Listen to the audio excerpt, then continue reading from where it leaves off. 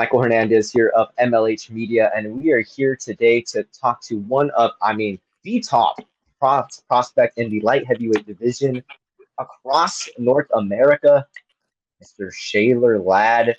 How you doing today, my man? Perfect 10-0 in your amateur career. Now going into the pros, how you doing? I'm feeling good. I'm excited to finally start the pro career. Can you guide us through getting the matchup for LFA? I'm pretty sure there was a lot of suitors that were looking to potentially grab you and potentially have you for a couple of fights. How is it is the contract with LFA a multi-fight deal? How is it working out? Is it just for this one? Can you kind of give us the scoop? Yeah, I'm on there for a multi-fight deal right now, and it was kind of the top bidder got me out of the organizations. I got an offer from a good few of them. Well, it makes sense. I mean, you were the guy in the light heavyweight division, you and one of your teammates, and I feel like that's not something you often see. Ryan Ferdinand, also kind of one of those guys as well that's sitting atop the light heavyweight throne now in the amateurs. How has it been like to get to train with one of the kind of other top guys in California, but also like how much like yourself, North America? It's been awesome. Me and him are pretty much just gym rivals, and they're going at it back and forth. Some weeks he'll have the upper, some weeks I'll have the upper, and it's just back and forth. I mean, MMA Gold, I believe you guys have received kind of one of the biggest crops of bigger talent, I mean, in terms of weight, like middleweight up, I feel like you guys have some of the top names right now. I mean, you guys have Ryan Loader. He's got a fight coming up on tough. Max Griffin just signed a new 4-fight deal with the UFC. You got Fluffy. He's got a main event on October 19th. Then you just got a slew of amateur guys over there that have just been killing it. We just mentioned Ryan Ferdinand, Matthew Marlin just joined. How has it been like for you, though? I mean, you were kind of since a youngin have been in that gym. Can you guide the fans through the beginning to now of training over there at MMA Gold? Well, towards the beginning, it was, as far as big guys go, it was mostly just me, Fluff, and Max.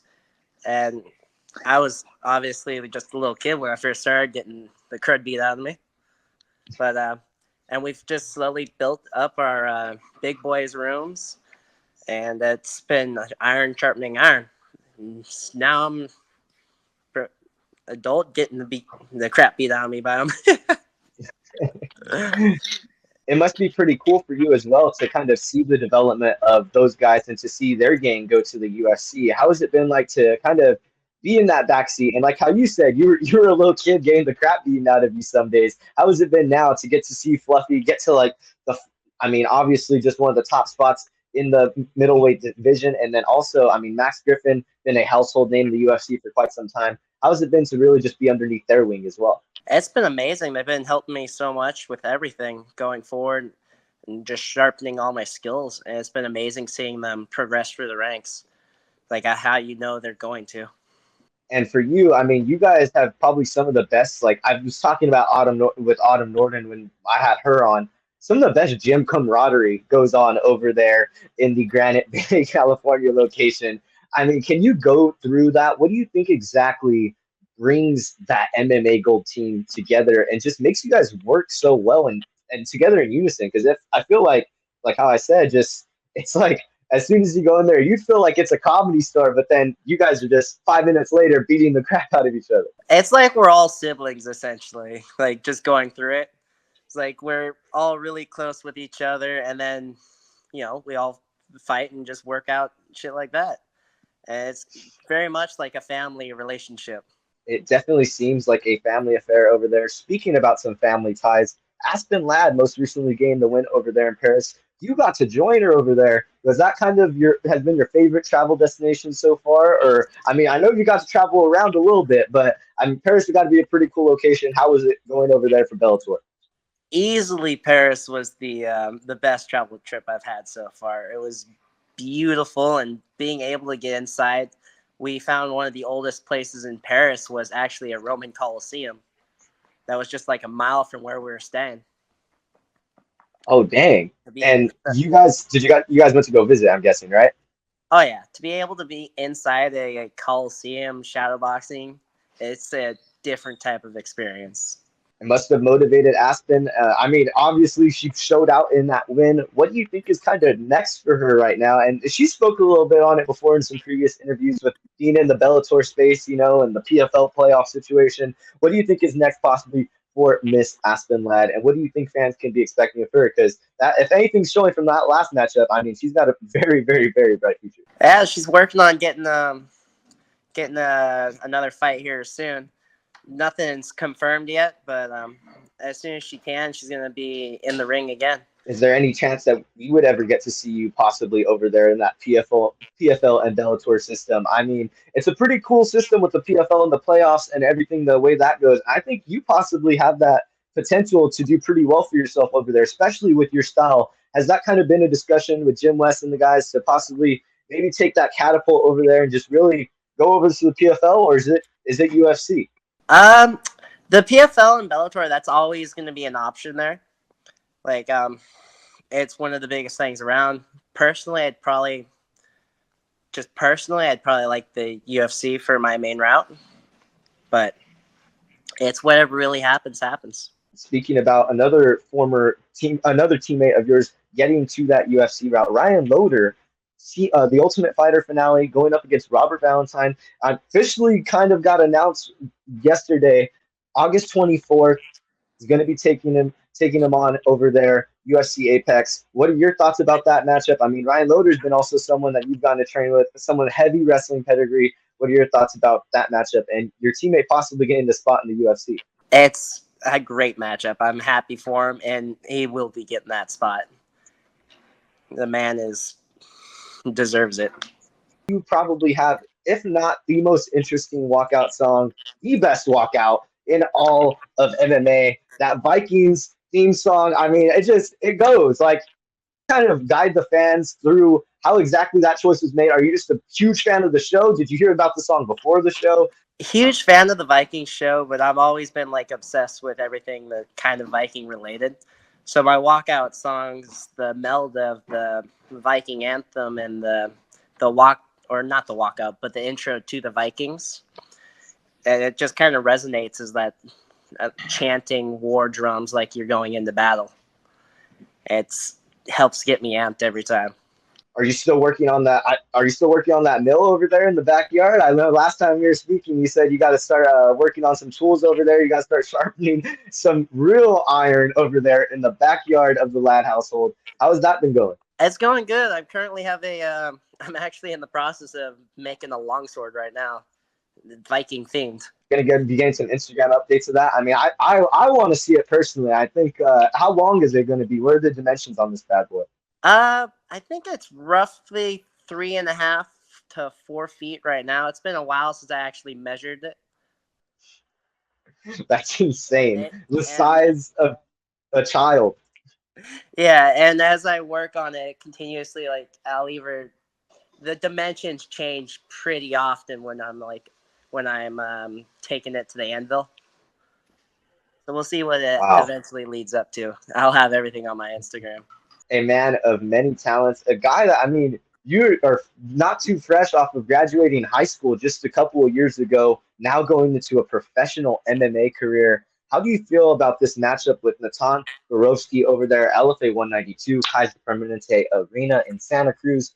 Not exactly Sacramento, but pretty dang close over there in Northern California. How you feeling about everything? I'm feeling amazing about it. I'm looking forward to so much and just super psyched. And yeah, it's not quite the backyard, but it's real close to just being in the home turf backyard. You got to dominate kind of all over California before. I don't think you've ever been in the Santa Cruz area, so that'll possibly be some new territory for the Ladd family to go ahead and take over. But I really have appreciated your time today, Shealor. It's been absolutely awesome to really get to hear from one of the not if not the top prospect right now going into the professional scene and looking to make his debut over there at LFA. But let's just go ahead. Let's get some rapid fire questions in the way. We're going to go ahead 10 questions. They're going to kind of range from being personal to being more fight related. But we're going to start it off. Your favorite fight of all time could be your own, or it could be maybe one of your teammates. Your favorite fight. My personal favorite fight that I've had would have been my Kulu fight. in Utah. That was by far one of my most fun fights. And then your favorite sport outside of MMA? I really don't do any sports outside of MMA. Probably just football. But I'm only really Fan of watching a that. specific team? I don't have any real specific teams. I mostly watch it to talk shit with my buddies. I'll be honest. Your go-to food or your go-to meal after a big win? Ramen. 100% always ramen. Egg or no egg? As much, I throw as much extras in there as I can. Your dream travel spot. Now you got to talk about Paris a little bit, but possibly a location that you would want to travel to after this big win if you are able to capture it over there at LFA 192. It would definitely be Japan. That's the next up of the places that I want to go top on the list. Your favorite movie of all time? Whew.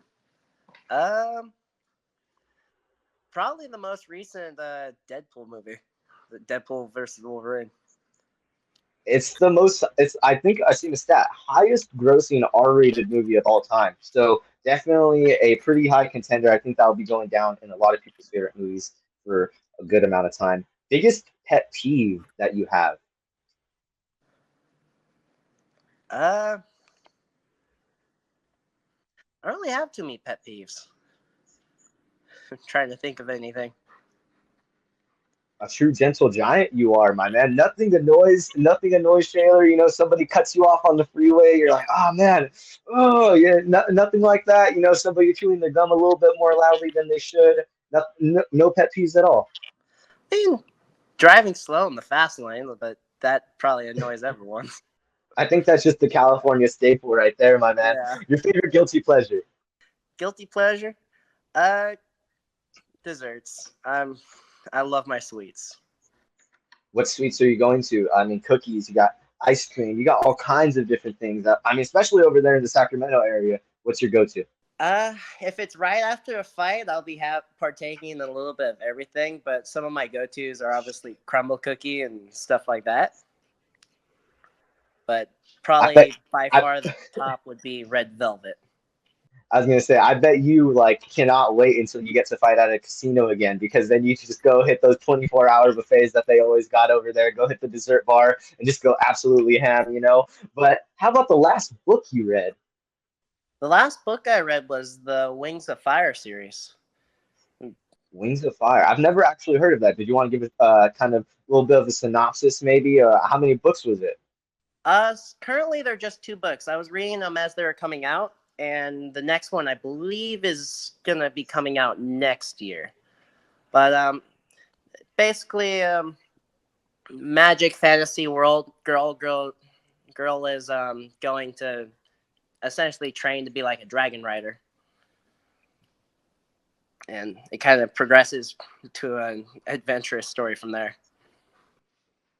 That sounds like a pretty cool story. I mean, it sounds like we'll probably be seeing a movie of that pretty soon. You know, the way that Hollywood works and everything. It looks like they may be picking it up, especially since it is a newer kind of series. But how about an idol or a figure that you possibly looked to growing up? Could be fighting related, it could be unfighting related, but somebody that you looked to highly growing up.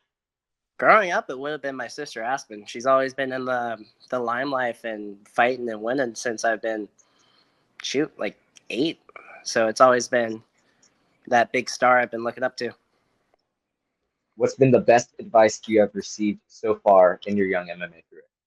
This is probably from Fluffy. When in doubt, just swing hard. Sounds like some dang good fluffy advice right there. And shout out to the man Anthony Hernandez, going to be main eventing over there October 19th. Were you a little bit bummed though that I didn't get that spear spot? I know that he was looking forward to it. You know, Mexican Independence Day, obviously a huge representative of Mexican culture. But how are you feeling that he's also getting that main event spot? It must be pretty cool to get that kind of main event spotlight. Yeah, he definitely deserves to be the main event. And personally, I was kind of excited because that means I got to be fighting in the Santa Cruz fight that night. Because otherwise, I would have been in New York for my debut. No, most Most definitely. And that would you have been in opposition to that? I mean, that would have been you having to get whole different licenses and all that. Would you have been kind of open to going to New York? I mean, California is kind of your home base. I was really excited to go to New York, but it was also Santa Cruz a lot sooner and it right in the backyard. You can't go wrong with being right at home. I mean, LFA 192, a light heavyweight, Shealor Ladd going at it with Natan Borovitskiy, making his debut, the #1 light heavyweight prospect in all of North America. Screw California, screw all of the United States of America. This guy is taking over one whole side of the hemisphere. Any last words that you had today, Shealor? Anything that you kind of wanted to say to the fans out there that were going to possibly be watching the matchup on September 13th on UFC Fight Pass, or anybody that you want to shout out in this segment? It's just going to be a fun one. I'm going to make it as exciting as possible. Watch us out on September 13th, fight in Santa Cruz on Friday. I believe UFC fight fans all around the world are going to be very excited to get to watch that one September 13th, LFA 192, Kaiser Permanente Arena, Santa Cruz, California. Shealor Ladd, Natan Borovitskiy, thank you so much for your time today. Shealor, Michael Hernandez here of MLH Media. We are going to be signing out over here in the 559 with my guy over there in the Sacramento area, more specifically Granite Bay, if you want to say Shealor Ladd.